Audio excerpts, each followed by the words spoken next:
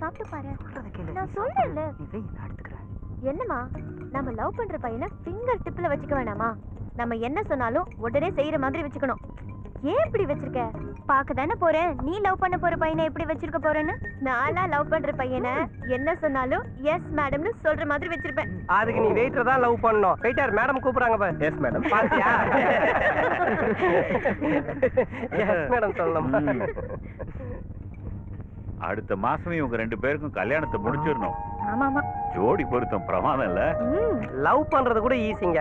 ஆனா உன்னதான் நான் லவ் பண்றேன்னு லவ் பண்ற பொண்ணுகிட்ட போய் லவ் சொல்றதாங்க கஷ்டம். இல்ல மச்சான், சும்மா ஒரு சின்ன ஹெல்ப். ஆமா, உங்க 2 பேர்ல யார் ஃபர்ஸ்ட் லவ் சொன்னீங்க? நடந்தத சொல்றதுக்கு எதுக்குடி வெக்கப்படுற?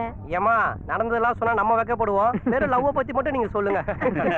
சொல்லுடி, உனக்கு நடக்கிறப்ப தெரியும்டி. நான் ஒன்ன மாதிரிலாம் இருக்க மாட்டேன். நான் லவ்வ சொல்லும்போது லவ்வருக்கு மட்டும் இல்ல, ஊருக்கே கேக்குற மாதிரி சொல்லுவேன். ஊருக்கே கேக்குற மாதிரி சொல்லுவாளாம். வாளுக்கு தொண்டை ரொம்ப பெருசுடா. சாப்பிடுங்க சாப்பிடுங்க.